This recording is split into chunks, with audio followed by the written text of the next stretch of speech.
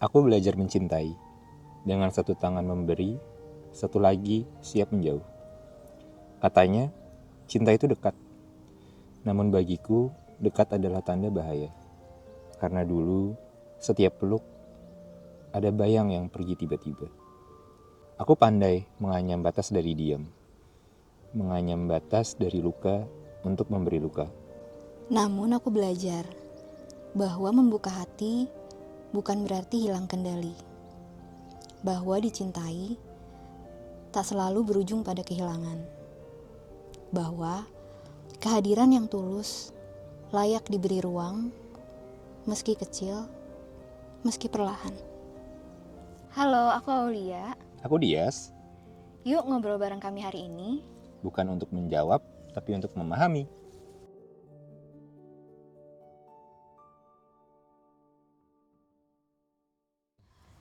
Emang avoidance sejahat itu ya? Iya, Langsung jawab iya. Iya sih, sejahat itu memang. iya.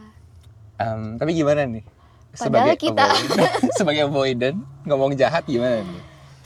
Kamu sejak kapan tahu kalau avoidant? Sebenarnya nggak pernah, saat menjadi avoidant dulu nggak pernah tes sih. Tapi ngelihat dari mantan-mantan, review mantan dan segala macam. Oke. Kayaknya avoidant gitu loh. Cuma memang setelah itu pernah tes juga. Tesnya karena memang ya udahlah di grup gitu. Kayak tes dong, sih udah. Iya. Tes dapat secure. Oke. Terus Bagus dong. Bagus kan? Bagus dong. Udah secure. Tapi setelah pas pengen bikin podcast ini lagi, tes lagi loh. Kok jadi anxious avoidant? Semakin red flag. Semakin red flag ya guys. Yes. Oke. Kayak gitu. Oke, kalau aku Iya. dulu tes sendiri sih, pakai yang ada di internet itu kan. Terus aku juga sama, aku tuh dapat secure. Karena dulu kita pernah ngobrol kan, kayaknya kalau misalnya orang avoidant nggak mungkin deh dapat dia resultnya avoidant karena dia nggak mungkin ngambil tes. Nggak mungkin tes ya kan? Nggak mungkin tes dulu gitu. Terus aku dapat secure di situ, tapi setelah aku baca lebih jauh, ketika aku ngeliat si avoidant ini kayak, oh ini aku dulu gitu. Dan aku ngerasa ketika sekarang aku udah lebih secure, itu tuh karena aku berusaha dengan sangat keras gitu. Jadi kalaupun tadi aku bilang avoidant itu iya emang nyebelin gitu. Dan aku sadar gitu. Kita kan di sini ngerosting diri sendiri ya gitu. Kita lagi ngerosting diri sendiri dan ya emang nyebelin dan aku menyadari itu. Aku juga nyebelin banget kok. Kayak dulu aku sering banget kayak oke. Ya. Review. Ternyata dia sayang dulu jelek banget ya. Review buruknya apa? Oh iya kalau misalnya ngomongin tentang avoidant attachment kan biasanya tentang hubungan ya. Dan sekarang kan lagi hype-nya nih kayak kalau misalnya avoidant itu sejahat itu gini-gini segala macam. Dan memang iya sejahat itu. Dulu dapat review buruk juga dari mantan-mantan. Kayak banyak lah tentang nggak balas chat, terus ngerasa nggak disayang. Terus apa lagi ya? Ada masalah malah nggak diomongin, kayak gitu sih. Dipendem kayak gitu. Oke. Aku kayaknya sama juga sih. Aku tuh mendapatkan reviewnya adalah mantanku merasa tadi sama nggak pernah disayang, dan yang kedua adalah dia merasa menjalankan relationship itu sendirian gitu. Yang sebenarnya seharusnya kan kita sama-sama putting effort ya. Mungkin aku nggak kasih effort yang sama atau effortku tidak sesuai ekspektasi dia, dan akhirnya ya banyaklah review-review buruknya yang bikin aku juga akhirnya belajar ya baca buku relationship, parenting dan lain-lain gitu. Tapi kita coba unpacking kita being avoidant gimana? Boleh. Gimana dari mana, dari traits-traitsnya? Kita coba dari traits dulu yuk. Apa sih yang membuat being avoidant? Sebenarnya kan kalau attachment issues itu asalnya unworthiness nggak sih? Kayak Betul. Meskipun insecure ini nanti manifestasinya ada yang anxious, ada yang avoidant, tapi kalau menurutku sih dua-duanya balik lagi ke relationship kita ke diri sendiri juga masih belum baik, sehingga kalau avoidant lebih ke arah kabur, tapi kalau anxious lebih ke arah mengharapkan sesuatu dari orang lain dan akhirnya ngejar-ngejar gitu. Ya benar. Tapi akhirnya sama aja. Karena sebenarnya aku setuju sama yang tadi, yang unworthiness. Karena sebenarnya dari unworthiness itu kita jadi susah untuk being vulnerable. Dan susahnya being vulnerable itu adalah membuat kita jadi feeling unseen. Jadi ngerasa nggak dilihat sama orang lain, sama pasangan kita lah. Sehingga kalau misalkan responnya adalah pasti jadi melindungi diri sendiri. Oke. Melindungi diri sendiri kalau misalnya anxious itu dengan cara nyari kepastian dari orang lain, dari luar. Dan kalau misalkan avoidant itu malah melindungi dirinya dengan cara kabur. Kabur dari masalah. Kabur dari masalah, Kabur dari orangnya. kabur dari orangnya, dan Oke. segala macam. Kenapa?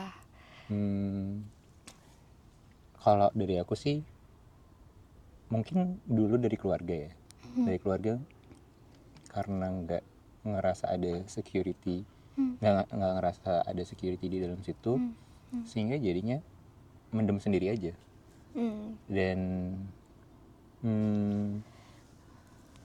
jadi nggak ngerasa ada security tadi.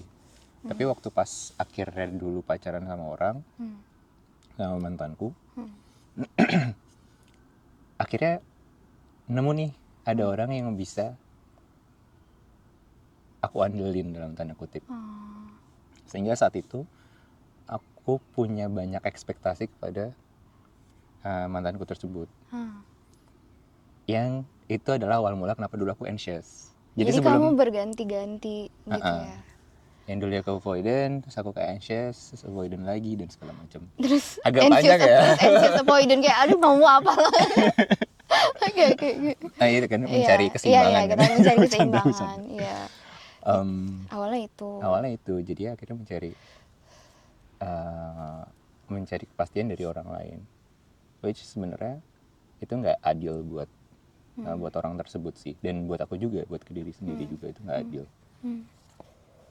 Karena kita juga pernah bahas gak sih bahwa security itu sebenarnya harusnya bisa dicari dari diri sendiri juga. Iya, karena kan sebenarnya masalahnya itu. Jadi dari yang aku baca gitu sebenarnya ketika kita punya insecure attachment apapun itu adalah kita nggak bisa secure dengan diri sendiri, dan kita ya itu punya mekanisme yang tadi gitu loh, mekanisme apapun itu yang sebenarnya itu tuh harusnya bisa kita penuhi dari diri sendiri dulu gitu. Tapi dulu juga sama, aku ngerasa nggak terbiasa untuk bercerita. Dulu tuh aku bener-bener kayak aku nggak percaya cinta.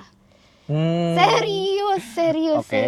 Dulu tuh aku ngerasa sampai segitunya. Aku ngerasa nggak tahu ya, aku juga bingung sih. Dulu tuh pas aku kecil bahkan aku pengen nikah sama TNI hanya karena supaya dia bisa pergi nih, dia dinas. Terus kayak aku bisa ditinggal sendirian gitu. Kenapa aku ngerasa pengen punya personal space segede itu ya gitu, dan aku nggak percaya bahwa dua orang itu bisa bener-bener punya koneksi yang sekuat itu. Kayaknya dulu tuh aku nggak percaya itu sih, dan itu salah satu yang membentuk aku. Mungkin kalau aku jadinya ada distrust sama human connection in general, dan akhirnya itu bikin aku mekanisme melindungi diriku adalah dengan ya udah aku nggak building connection sama orang. Gitu. Jadi itu kan salah satunya. Tapi kalau di sini juga ada kita kurang ngerasa bisa mengkomunikasikan juga, atau memang komunikasi itu jadi sesuatu yang tidak nyaman buat kita. Gitu. Apalagi yang bikin traits avoidant, apalagi yang menurutmu paling kerasa? Oh, aku tahu deh. Kamu suka bilang apa? Kamu suka bilang aku nyebelin banget kalau di dalam relationship. Iya. Nah, itu adalah salah satu traits avoidant juga ternyata. Ya karena kita selalu ngerasa bahwa ya itu tadi, karena kita ngerasa kita nggak bisa building connection sama orang lain. Gitu loh. Jadi kayak kita akan selalu ngerasa, oh ya aku kan senyebelin ini gitu loh, masa sih ada yang mau nerima aku kayak gitu loh. Aku juga dulu ngerasa kayak padahal sesuatu itu bisa dikompromikan gitu loh. Itu salah satunya, feeling inadequate in relationship. Dan itu malah yang jadi ngebuat kita self-sabotaging the relationship as itself. Benar kayak gitu salah satunya. Terus apa lagi ya? Ya itu nggak ekspresif. Oh, oke. Ini menarik sih. Kenapa Nggak ekspresif. kenapa menarik? Kalau aku emang karena tidak terbiasa dari kecil sih Bener, sebenarnya. sama. Kita Tapi kan sama. makanya kadang-kadang aku bingung gitu loh, kayak Iya, kok kamu nggak sayang sih sama aku, kok kamu gini-gini. Tapi aku kayak sayang kok. Dan kayak ya mungkin dengan cara nunjukinnya berbeda saja gitu iya, loh. iya. Aku tuh misalkan sering, kalau misalkan mungkin karena aku perempuan ya, jadi aku lebih sering kayak entah dikasih sesuatu atau diajak kemana-mana gitu. Terus aku tuh sering mendapat kayak, kok kamu nggak seneng sih gitu, kayak, hah aku seneng kok gitu. Iya tapi kayak datar-datar aja kayak gitu loh, kayak oh, tapi di situ aku belajar sih kayak apa ya, just because you care about someone atau just because you love someone doesn't mean that they will know. Kalau kamu nggak verbalize atau ngomong ke dia kayak, atau misalkan kamu being thankful aja deh gitu, being thankful ditemenin ini itu, kayak oh iya juga sih ya, mungkin memang nggak tahu ya. Jadi di satu sisi aku ngerasa aku ada salahnya, tapi di satu sisi juga aku merasa oh ya memang dari kecil aku nggak terbiasa untuk menunjukkan rasa sayang, thankful, apapun itu, emosi yang positif gitu. Dan oh ya itu bener juga gitu. Iya. Tapi aku iya sih, maksudnya kalau misalnya aku trace back dari sebelum-sebelumnya, karena aku memang orangnya susah untuk mengekspresikan ya. Tapi dari setiap hubungan itu aku belajar. Dan pas hubungan aku yang ngebuat aku yang serius itu I was putting all my effort gitu loh saat itu. Tapi memang jadinya tidak terbalas aja. Dan kayaknya mungkin dari situ sih, dari situ aku mulai menutup diri dari situ, semenjak saat itu. Karena I was scared kalau misalkan Kejadian lagi. kejadian lagi ketika apa yang aku kasih kok kayaknya malah nanti ujungnya malah bikin aku sakit hati. Makanya itu jadi kayak suatu mekanismeku untuk nggak apa ya, nggak percaya sama orang dan segala macam. Bahkan aku masih punya satu Apa? prinsip yang menurut aku ini Apa? toxic dalam artian Aduh. kayak Apa? kayaknya adalah salah satu apa ya, coping mekanismeku gitu loh. Yaitu aku sekarang percaya bahwa orang nggak bisa dirubah. Oh, oke. Yang sebenarnya mungkin nggak 100% kayak gitu. Tapi mungkin karena dulu tuh waktu pas aku anxious, I was unfair aja buat diriku dan buat diri dia, buat orang tersebut, bahwa aku berusaha punya suatu ekspektasi buat dia sehingga orangnya bisa berubah. Oh, Sehingga itu ketika kamu anxious berarti ketika ya? aku anxious, Benar. sehingga sekarang tuh aku punya beranggapan oh yaudah orang nggak akan bisa berubah. Dan tapi inside of aku punya pandangan bahwa oke, yuk dihadapin aja, tapi aku malah kabur karena aku takut mencoba lagi gitu loh. Jadinya aku malah avoid. Oke. Tapi yang anxious avoidant pattern itu menarik sih. Kenapa dua orang itu kayaknya saling tarik menarik, karena kayaknya relationshipku dulu juga kayaknya mantanku tuh lebih ke arah anxious. Jadi mungkin terlihatnya adalah memang mereka yang lebih banyak effort gitu, tapi di baliknya juga aku ngerasa kayak aku dipaksa. Tapi aku setuju tadi, mungkin orang nggak bisa berubah, atau mungkin perasaan juga nggak bisa berubah. Karena misalnya ya, kalau perempuan sih aku ngerasa agak-agak rancu antara apakah aku being avoidant atau aku memang nggak tertarik sama orangnya. Oke. Iya. Ini jadi bahasan menarik betul. Iya, gimana? Gimana? Oh, aku dulu. Jadi, aku tuh nih ya, ini ceritanya dari SMP nih misalnya. SMP tuh aku kan masih nggak begitu tertarik pacaran ya. Nah, terus iya misalnya ada orang yang suka, jadi kayak aku tolak-tolakin gitu loh. Nah, aku merasa sebenarnya tuh aku sering ada di fase itu gitu loh, dimana am I being avoidant atau memang aku nggak interested aja sama orangnya. Bahkan sampai mau kuliah pun aku merasa kayak aku nggak bener-bener connected gitu loh sama orang yang deketin aku. Jadi kayak apa ya, kayak ada mismatch gitu loh antara orang yang aku suka sama orang yang deketin aku. Oke. Dan aku ngerasa, terus sebagai perempuan tuh aku harus gimana ya, dan kayaknya karena itu sering banget kejadian, akhirnya makin lama aku jadi avoidant. Dan mungkin ketika aku jumping into relationship, sebenarnya aku nggak into orangnya mungkin. Aduh, ini bakalan kelihatan jahat banget, maaf sebelumnya. Nggak apa. Kan di sini kita But it's reality gitu loh. Mungkin aku nggak bener-bener into orang itu, sehingga seberapa banyak pun effort yang dikeluarkan oleh dia, ternyata aku nggak bisa bener-bener dalam tanda kutip jatuh cinta sama orang ini juga. Oke. Gitu. Itu sih kalau aku ngerasanya kayak gitu. Iya, paham. Jadi nggak, maksudnya tadi aku bilang perasaan juga akhirnya nggak bisa dirubah gitu. Ada orang bisa bilang kalau perempuan katanya ya udahlah, nggak apa-apa sama orang yang suka sama kamu aja dibanding orang yang kamu suka, karena nanti kamu bisa diperlakukan lebih baik dan lain-lain gitu. Tapi kalau buatku kayak, oh nggak bisa ternyata kayak gitu. Karena itu jadi unfair buat pasanganku juga. Kasih ya kayak ceritamu tadi gitu loh, dia udah ngasih effort banyak, cuma responnya nggak sesuai karena ya udah mungkin lebih baik nggak dipaksain aja. Iya. Itu aku suka kalimat itu sih. Iya. Apa-apa.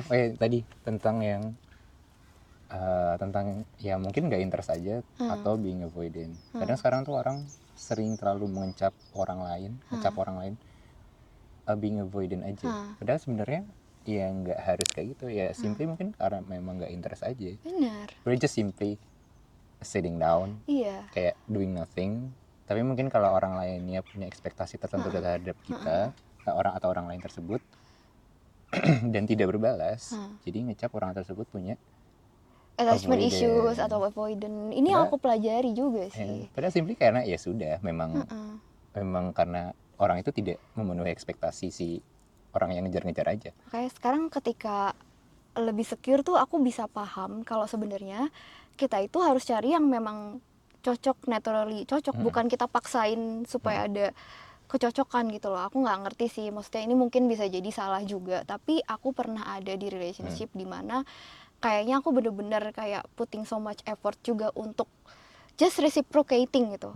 Kan tadi kan masalahnya avoidant adalah mereka takut nggak bisa reciprocating ya. Aku juga kayak ngerasa jadi diriku sendiri kok jelek banget ya, misalnya aku di surprisein ulang tahun atau apa, aku tuh sekarang jadi takut kalau misalnya aku nggak ngerespon dengan baik, gimana ya supaya dia nggak kecewa, dan jadi kepikiran banyak gitu loh. Jadi nggak enak, sama-sama nggak enak juga, kayak harus cari yang memang bener-bener levelnya itu sama gitu loh. Kayak ya kalau mau chill ya udah chill aja gitu. Gitu tadi. Oke, ada pertanyaan menarik. Biasanya orang anxious itu kan dikenal sebagai orang yang overthinking. Oke. Apakah avoidant juga sama? Iya. Kalau menurutku iya lagi. Mereka juga sama? Iya. It doesn't mean being avoidant itu nggak overthinking orangnya. Maksudnya kayak, ya kita overthinking juga kok, cuma kita lebih memilih dalam diam. Benar. Mikirnya. Nggak diomongin, nulis. Nulis status enggak. Karena the scary part itu ketika kita ngomong gak sih? Iya. Kalau aku dulu kayak gitu, the scary part itu ketika kita ngomong sama orang lain, dan ya udah kita takut, entah takut ditolak, entah takut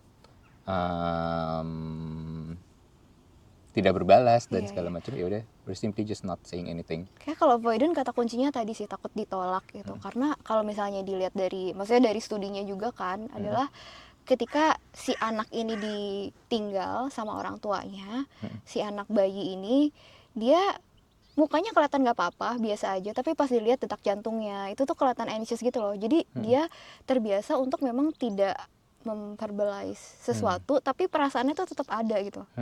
Jadi kalau misalnya orang ngelihat kayaknya orang-orang avoidant tuh dalam tanda kutip ya brengsek banget gitu. Batu. Mereka kalau habis putus kayaknya seneng deh. Oke, itu bahasan yang menarik. Iya. Apakah kita bahas? Silakan nggak, tapi maksudnya di dalam pemikiran mereka juga mikir sih. Gitu. Aku merasakan hal itu juga gitu. Kadang-kadang ini kapasitasku juga, misalkan sebagai teman gitu ya. Kadang-kadang temanku cerita, aku tipe orang yang susah banget chat. Telepon juga kadang-kadang kurang. Kayak aku tuh tipe orang yang ketemu langsung gitu loh. Jadi kalau misalnya harus nge-reply voice note atau apapun. Heeh.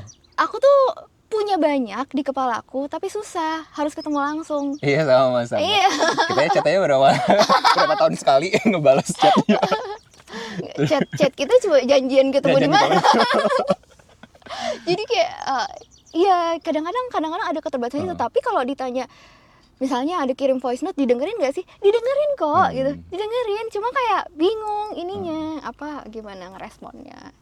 Menurut aku apa ya, sekarang itu gampang banget kita ngatain orang sebagai sosok yang red flag, padahal ya itu tadi sih menurutku kita nemuin orang yang bener-bener emang pace-nya juga sama dengan kita. Misalnya nih ya, aku ada contoh, orang-orang tuh kan suka pada sleep call ya, kayak sampai tidur kayak misalnya ada aku pengen dengerin nafas kamu, kayak hah, aku pengen tidur tanpa HP sih. Kayak itu red flag atau enggak? Iya karena masa compatibility juga kan. Iya kan, maksudnya itu red flag. Tapi kalau misalnya ada orang juga minta sharing location, Oke. dinyalain satu sama lain gitu, red flag atau enggak?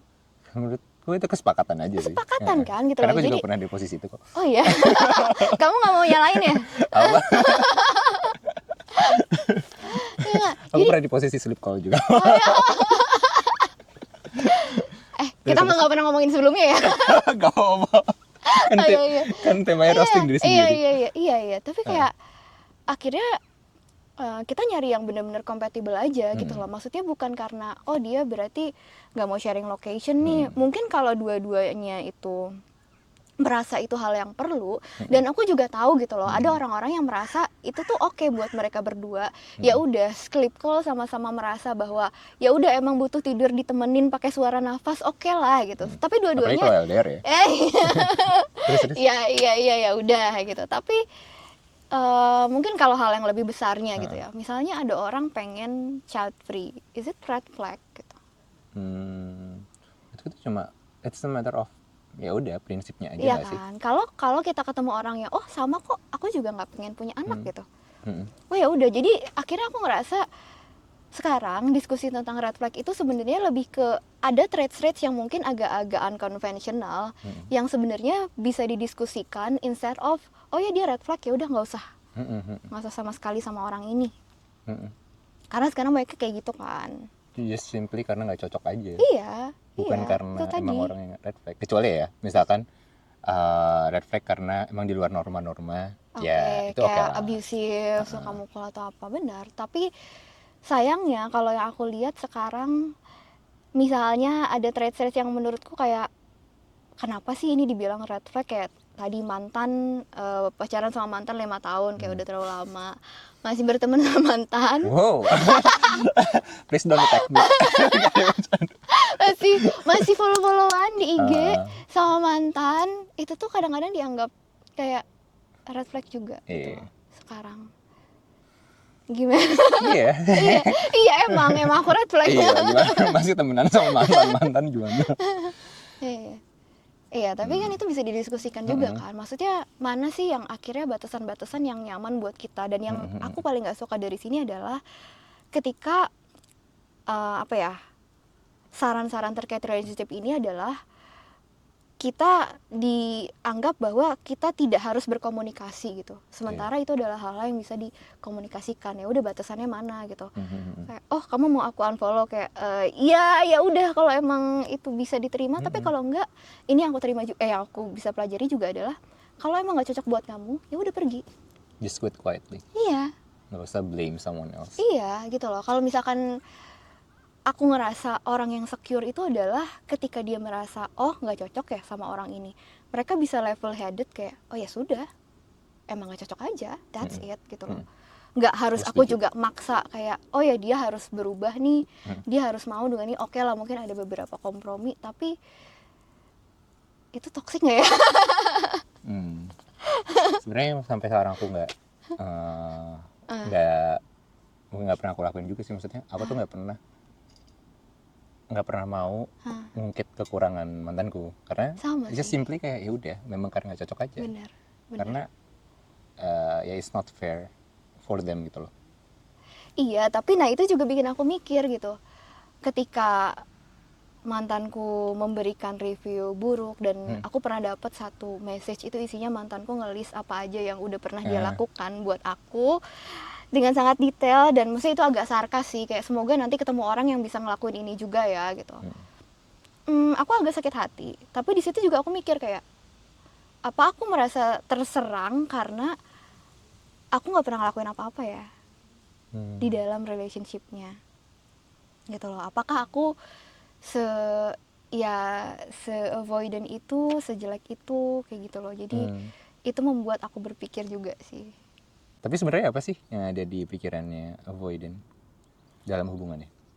Aku notice dari cara aku ngomong tadi, ada satu traits avoidant yang aku baca juga. Ketika mereka itu punya sosok ideal partner yang unattainable tadi gitu. Makanya aku ngerasa meskipun aku secure, aku tuh masih banyak banget traits avoidant, dan aku secure hanya karena aku melatih diriku sendiri untuk being secure gitu. Karena tadi kan aku ngomongin ya harus nemu yang cocok banget gitu. Mungkin in reality nggak ada yang cocok itu. Yep.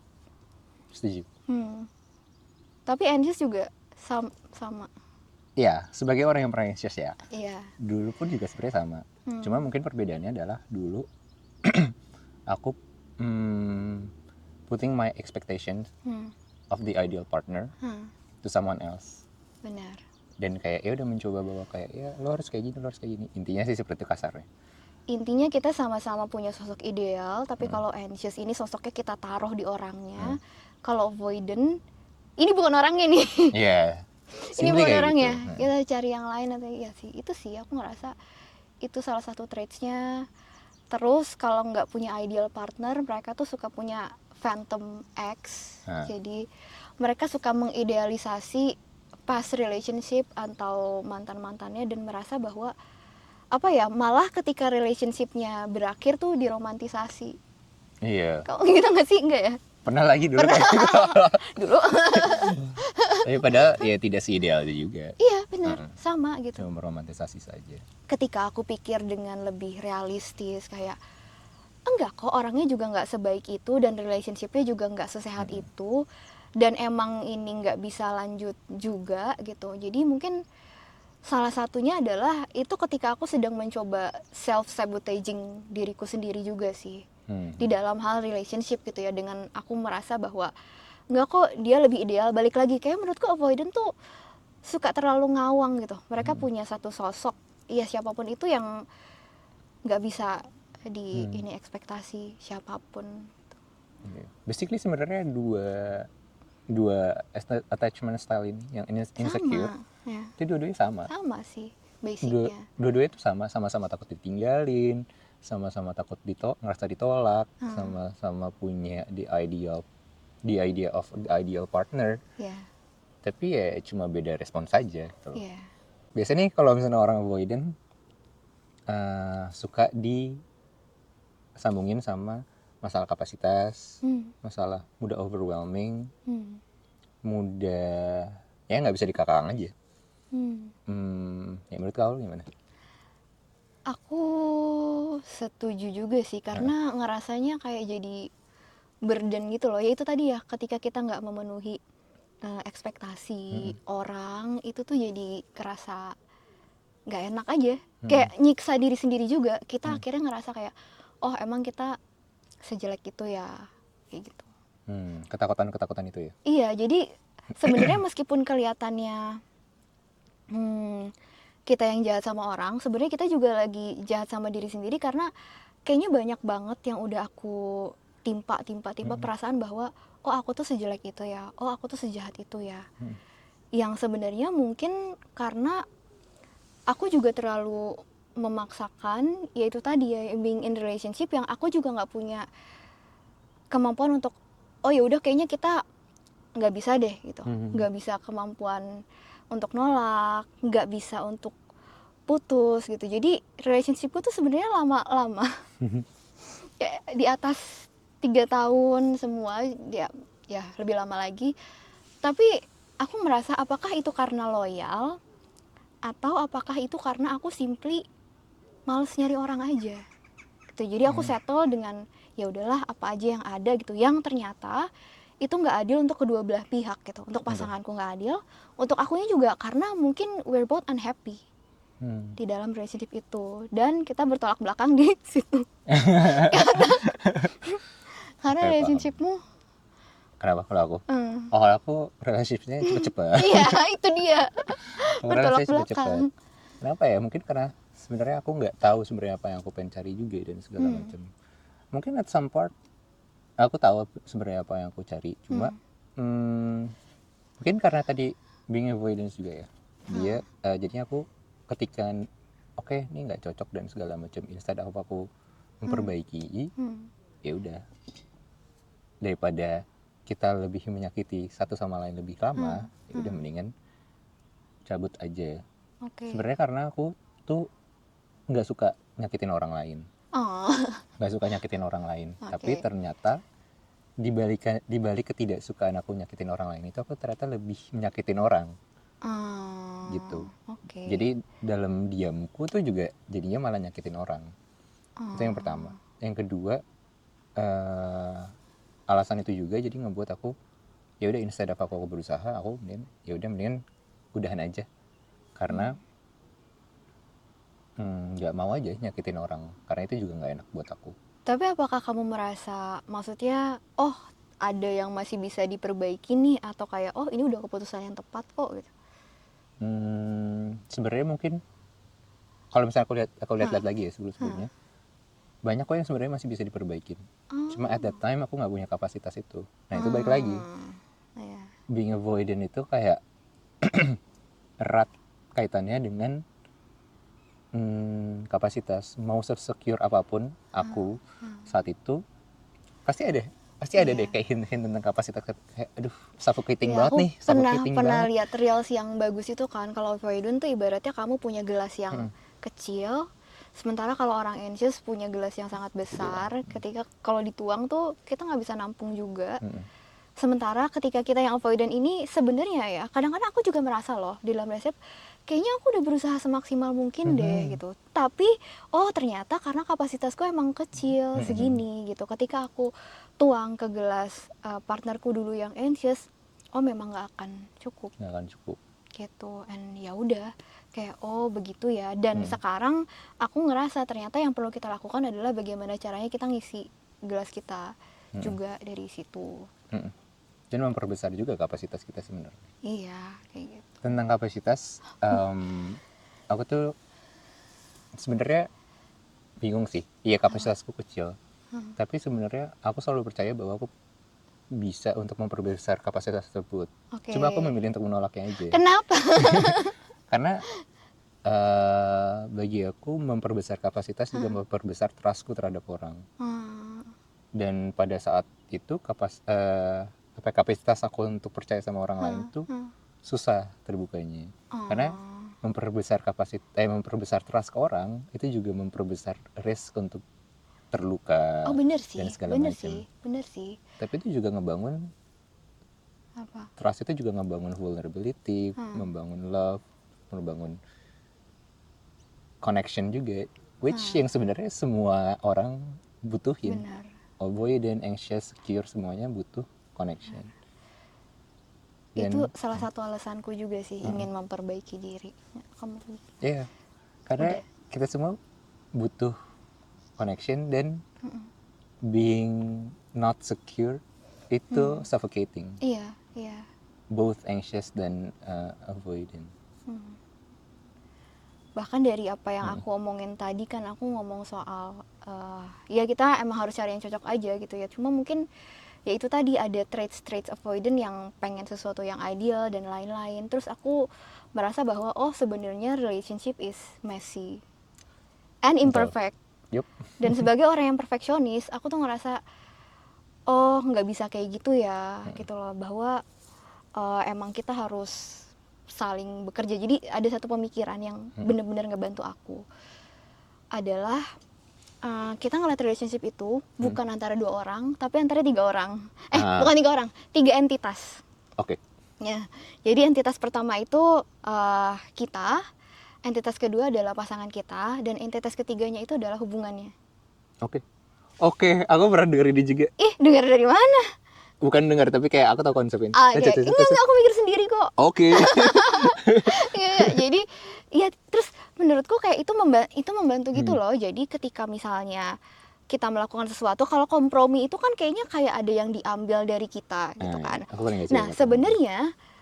sebenarnya kita tuh sedang adding ke entitas ketiga ini gitu loh. Jadi ketika kita tanya bukan apa yang paling baik untuk aku atau apa yang paling baik untuk kamu, tapi apa yang paling baik untuk si hubungannya ini kayak. Hmm. Nah, dari situ aku bisa ngeh gitu loh bahwa oh sebenarnya konsep hubungan tuh kayak gitu ya gitu, dan aku ngerasa kenapa akhirnya aku belajar segala macam karena aku nggak mau pattern-patternku yang lama tuh keulang lagi, dan akhirnya aku self sabotaging diriku sendiri gitu loh yang akhirnya aku bisa punya kehidupan yang lebih fulfilling. Dan dulu aku bilang aku nggak percaya cinta, kayaknya nggak, sekarang aku udah percaya.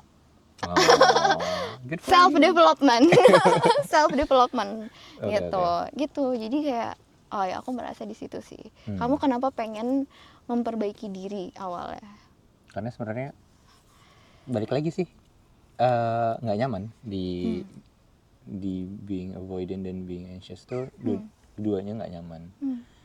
Dan yang namanya hubungan kan kita mencari ketenangan ya. Ketenangan ya nggak harus dalam arti harus nggak ada berantem dan segala macam, bukan.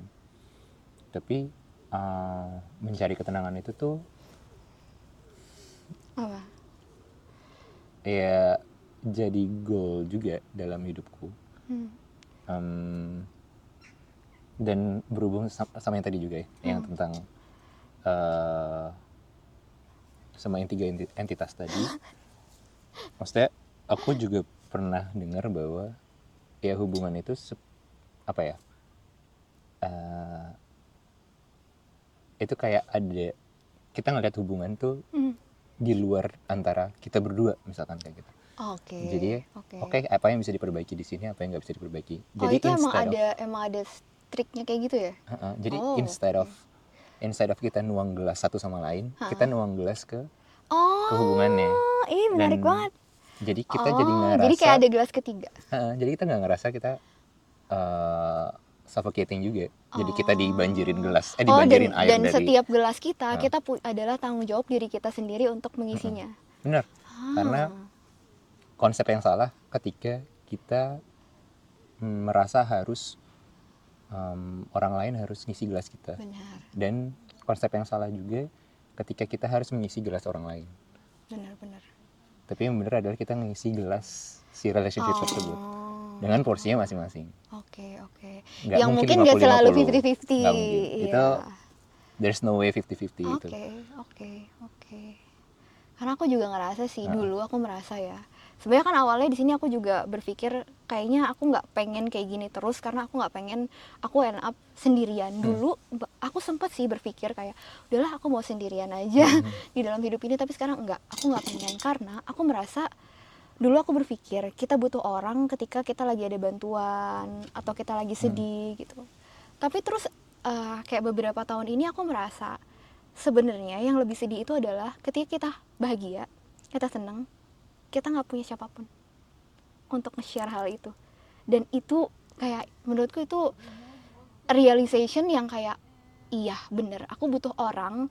Kalaupun aku merasa kayak oke, diriku sendiri ini cukup oke, but I want to share my happiness, good things in my life gitu, pengen aku share aja gitu. Akhirnya dari situ gitu, bukan karena kalau dulu ya aku ngerasa ketika aku punya pasangan, aku itu mencari yang kurang dari diriku, dan mungkin ini agak nyebelin juga gitu karena sebagai perempuan aku ngerasa ya udahlah yang penting ada teman, kayak dianterin ke sana ke sini, ditemenin ini itu gitu kan. Ya yang mungkin unfair juga buat orangnya, tapi ya itu dulu aku ngerasa oh dulu aku butuh orang karena memang aku butuh ada yang bantu. Sekarang aku merasa oke, oh aku sudah lebih mandiri, aku sudah lebih belajar untuk memenuhi kebutuhanku sendiri. Itu aku malah ngerasa kayak oh iya aku juga butuh sharing hal-hal yang positif di hidupku. Iya. Sama. Tapi itu juga yang pernah kau omongin gak sih? Apa? Cara untuk kita ngebuka kapasitas itu, cara kita bisa terbuka sama orang, nggak feeling overwhelmed dan segala macam adalah appreciating someone else. Iya. Ya nggak sih? Iya. Mungkin salah satunya itu juga kali ya. Mungkin salah satu, iya sih, karena ya itu tadi ya, aku merasa ya udah, kadang-kadang kalaupun kita memaksa untuk ngomong sesuatu ke orang, atau kadang-kadang aku suka ngasih hadiah-hadiah kecil ke orang gitu kan, it's a small thing, tapi kadang-kadang kita nggak tahu gimana itu impacting orang lain gitu loh.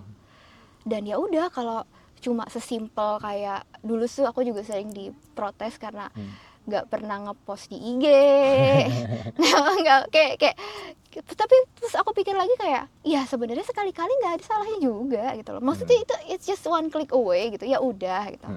Ya udah, kayak ada hal-hal juga yang aku bersedia akhirnya sekarang gitu loh untuk kompromi gitu. Mungkin kalau untuk hal-hal yang kayak terlalu besar ya ada yang inilah ya masih kita pikirin, tapi untuk hal kecil ya udah nggak apa-apa gitu.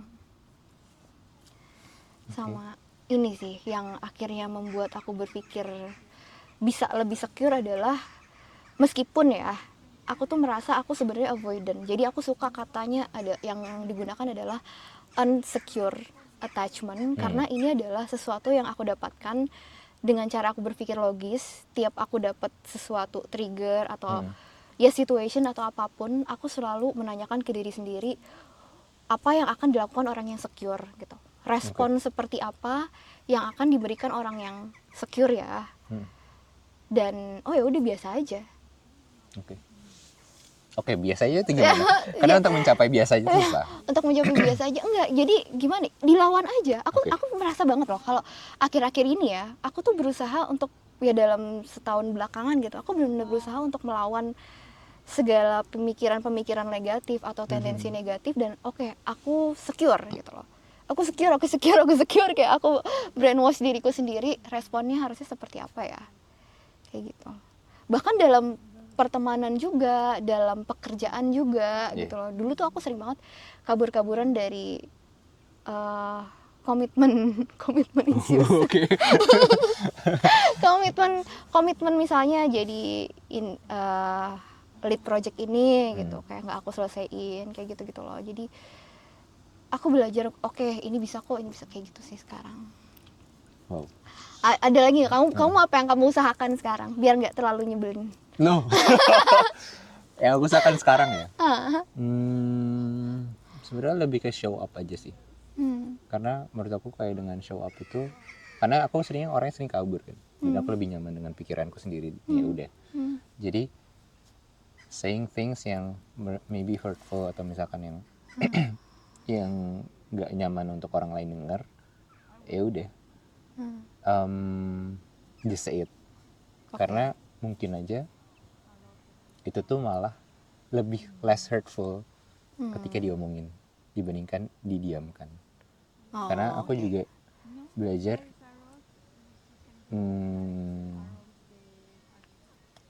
dengan aku tidak ngomong sesuatu itu impactnya gede buat orang lain dan orang lainnya lagi. Karena orang jadi berasumsi juga nggak sih, jadinya berasumsi ini itu. Dan kalau orang yang anxious, nggak tahu ya, aku ngerasa orang yang anxious itu suka banyak tes itu juga kan. Kayak misalnya dia sengaja bikin cemburu atau apapun gitu, dan ngeblok, tapi pengen lihat kita bisa dihubungi dari mana sih, apakah kita lewat email kah atau apa gitu loh. Kadang-kadang itu juga mungkin ya, bukan sesuatu yang harus dihindari juga, tapi kitanya juga, misalnya ada relationship antara orang yang anxious dan avoidant, kita juga mesti belajar bahwa mungkin partner kita cuma butuh diyakinkan gitu loh, kayak you don't have to play these games kok, kayak gitu loh. Jadi kayak nggak apa-apa sebenarnya gitu. Dan ya itu tadi nyambung sama ya mungkin kalau misalkan kitanya bisa komunikasi lebih baik, orang yang anxiousnya juga nggak akan ngasih bait yang segitunya, karena kan mereka cuma butuh di reassurance aja kan, cuma butuh divalidasi aja kan gitu. Dan ya sih, emang ternyata gitu ya, gitu, di dalam relationship. Tapi ya itu pengalamanku juga sih, pengalamanku sengaja dibikin cemburu dan segala macam. Terus reaksimu apa kayak? Kayak oh ya udah. Karena aku tuh gak suka banget dites anaknya. Kayak ya udah nggak suka itu dites. Karena ya udah buat apa dites? Ya udah buat apa sih dites gitu loh. Tapi maksudnya saat itu yang dulu yang gak aku tangkap adalah oke, sebenarnya dia cuma pengen apa sih sebenarnya yang dia pengen, udah gitu doang. Tapi mungkin saat itu adalah ya egonya masih tinggi dan segala macam juga. Benar. Jadinya oh ya udah silakan kalau gitu. Dan iya kayak sebenarnya paling bagus ketika kita juga punya clear signal gitu loh. Oh aku butuhnya ini loh.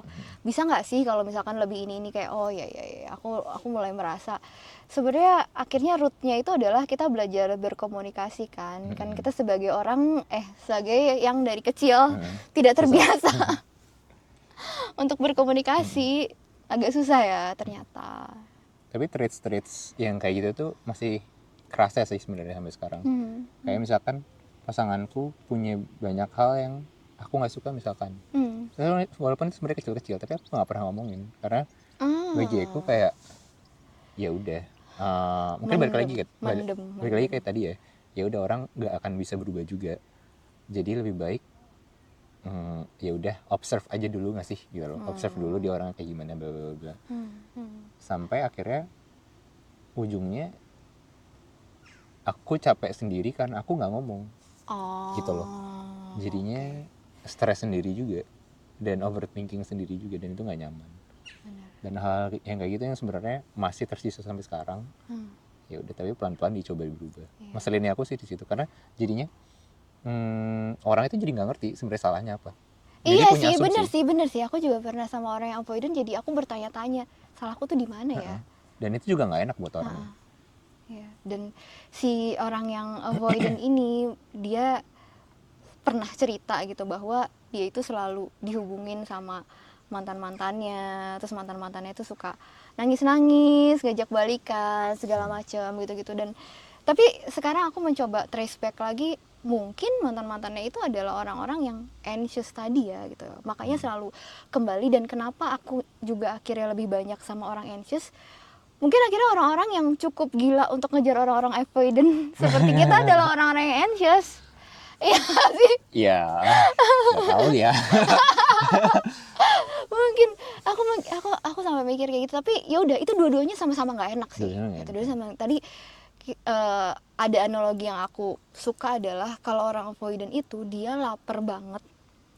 Tapi ketika dikasih makan dia mual. Dia nggak bisa makan, dia menolak si makanannya, entah dia ya apapun lah dia nggak bisa makan. Tapi intinya adalah dia lapar. Dan orang anxious juga sama. Tadi apa kalau anxious? Lapar tapi nggak kenyang-kenyang. Iya, nggak kenyang-kenyang gitu kan. Jadi kayak oh ya udah gitu loh. Intinya dari intinya dua-duanya adalah insecure gitu. Dan itu adalah sesuatu yang harus diperbaiki. Dan aku bisa ngomong ini dengan penuh kesadaran juga sama. Kita masih banyak banget trace nyebelinnya. But we're working on it.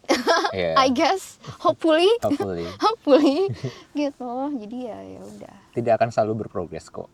Maksudnya nggak akan selalu berprogres positif. Pasti ada masa-masa kayak mundur menjadi anxious avoidant. Iya bisa juga kan. Nanti secure lagi. Oh ya sama ini sih. Karena gimana?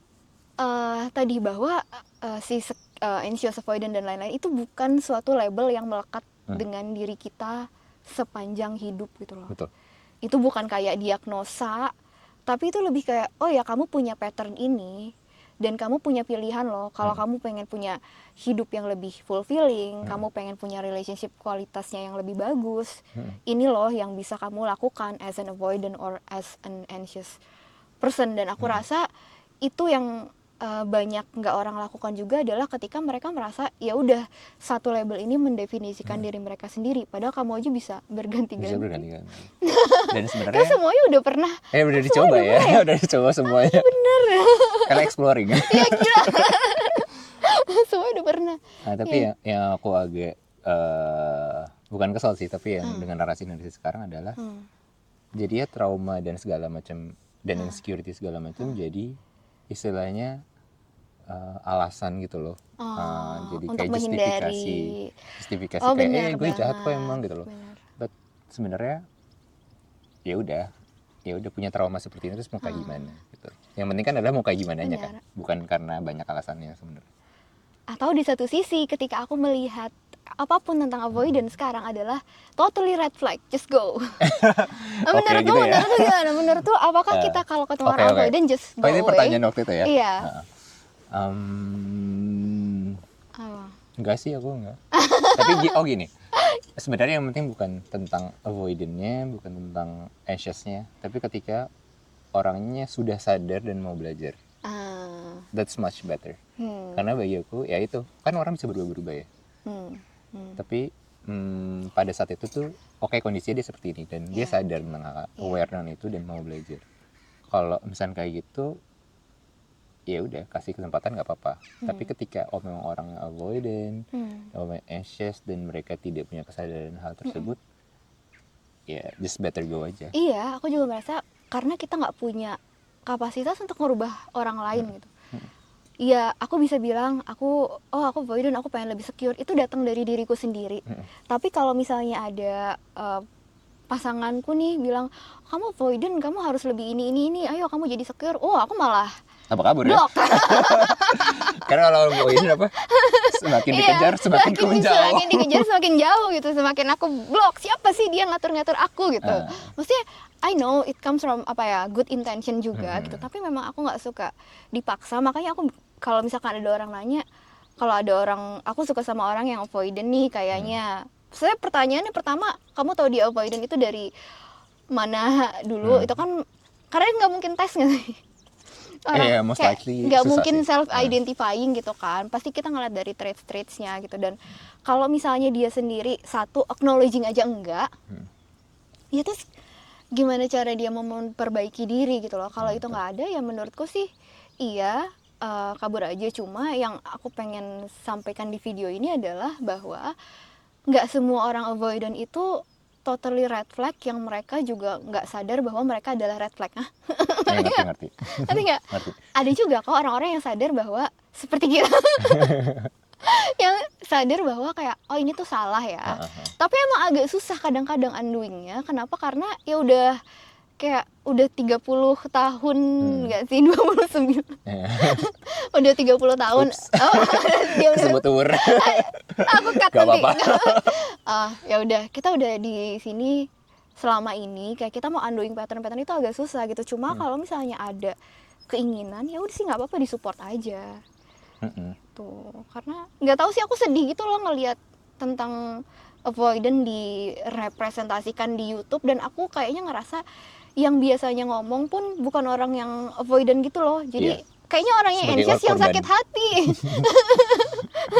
Orang yang anxious yang sakit hati, atau ya mungkin nggak tahu sih, tapi kayak ya jadi kurang balance aja lah diskusinya. Jadi kesimpulannya apa? Kesimpulannya emang avoidant sejahat itu. Menurut tuh jahat nggak?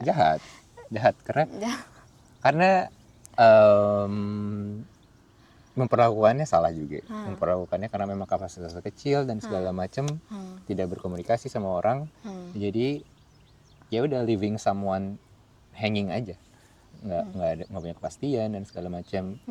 Dan itu buruk dan unfair buat buat orang lain. Tapi dia juga ngeselin buat diri dia sendiri. Benar. Karena jadinya dia tidak memberi kesempatan untuk dirinya sendiri untuk nyari connection sama orang lain. Untuk kayak just give it a try. Benar. Iya, sama sih, aku juga merasanya seperti itu. Dan itu jahat sih sebagai orang avoidant. Kayak nggak balas chat berhari-hari, oke, itu pengalamanku. Nggak balas chat berhari-hari. Maksudnya bukan karena chatnya sih, tapi karena kepastiannya. Tapi coba di sisi lain, kalau yang anxious juga jahat gak? Kalau yang anxious ya nggak tahu sih sebenarnya. Kan aku nggak pernah ada di posisi anxious sih. Cuma aku merasa memang kalau anxious itu jadinya menaruh ekspektasinya tuh ke pasangannya aja, yang aku merasa aku nggak akan bisa fulfill gitu loh. Jadi iya, sebenarnya kalau dibilang ada jahatnya atau enggak, ya ada juga, meskipun mereka terlihatnya seperti orang yang lebih care atau apa gitu ya. Tapi ya in my defense, aku juga kayak merasa terlalu dipaksa gitu loh. Untuk jadi sosok yang mungkin mereka melihat aku sebagai sosok yang ideal seperti ini. Sebenarnya aku tuh nggak seideal itu gitu loh. Dan I don't want to pretend to be that kind of person gitu. Sebagai orang yang pernah anxious ya dulu ya, I would say anxious juga jahat. Kenapa? Karena sebenarnya dulu pun aku juga kayak itu, terlalu putting apa ya, expectation to someone else, dan kayak ya udah nge-force orang tersebut untuk jadi orang seperti yang apa yang aku bayangkan, dan itu tuh dilakukan dengan secara tidak baik, dengan kata-kata yang harsh, kata-kata yang hurtful juga, ngerendahin dan segala macam. Dan itu aku juga dulu aku ngelakuin semua itu. Oh iya? Iya. Aku maksa-maksa, needy parah, terus apa ya? Ya itu, jadi Ya, kayak kayak aku needy pernah ada di segala posisi macam. orang yang digituin sih. Dan itu nggak enak kan Iya, rasanya, nggak suffocating enak. kan Iya, sebagai orang suffocating partnernya. banget. Karena ya itu sebagai orang anxious karena dia kalang kabut gitu loh. Kalang kabut tuh apa sih? Panik gitu loh. Panik. Karena dia ngerasa nggak nyaman juga, ngerasa nggak fulfilled juga, dan salah satu harapannya cuma sama si pasangan. Jadinya ngerasa oke, gue harus dapat nih dari orang ini segala macam. Jadinya ya udah, aku sih dulu ngerasa aku juga bukan jadi diriku juga. Jadi ngerasanya semua hal yang aku ucapin tuh semuanya buruk aja buat orang tersebut, dan it's hurtful buat orang tersebut dan buat diriku sendiri saat dulu aku jadi anxious. Karena kita juga self sabotaging the relationship, karena kita jadi ngerasa oke, ini nggak, jadi kita nggak pernah puas gitu loh. Padahal sebenarnya mungkin bukan puas yang kita cari tuh. Closingnya. Oke, closingnya. Oke, bagi aku hubungan itu adalah tentang mencari ketenangan. Bukan kejar-kejaran, bukan lagi tentang mencari kebutuhan satu sama lain. Karena kadang orang ngomong bahwa oh iya, supaya bisa ngisi kebutuhan satu sama lain. Enggak. Relationship itu ada untuk dua orang punya ketenangan masing-masing. Kebutuhan itu dijalani, dipenuhi oleh diri sendiri. Oke. Dan ya udah, untuk avoidance di luar sana, Apa just nih? keep trying. Keep trying to. Iya sih. I know it's hard. Kalau aku apa ya? Iya sih, aku ngerasa ya salah satu trait avoidantku itu adalah ya aku merasa bahwa sebenarnya ya relationship yang paling perfect itu adalah relationship yang ada di kepala kita sendiri. Tadi karena relationship is messy, ternyata kita harus ya kita mesti ya banyak yang harus kita pelajari gitu. Kita ngisi gelas sendiri dulu, abis itu kita ngisi gelas yang ketiga gitu. Dan dulu aku pernah merasa bahwa relationship itu sama dengan loss of freedom. Tapi sekarang kalau kamu tadi ngomong relationship itu rasanya kayak ketenangan, aku mikir relationship itu akhirnya freedom yang somehow at the end ketenangan juga sih. Oke. Jadi sama nggak gitu? Jadi match ya. Oke. Udah ya, close ya. Bye. Coba kita lihat. Close ya. Berapa jam?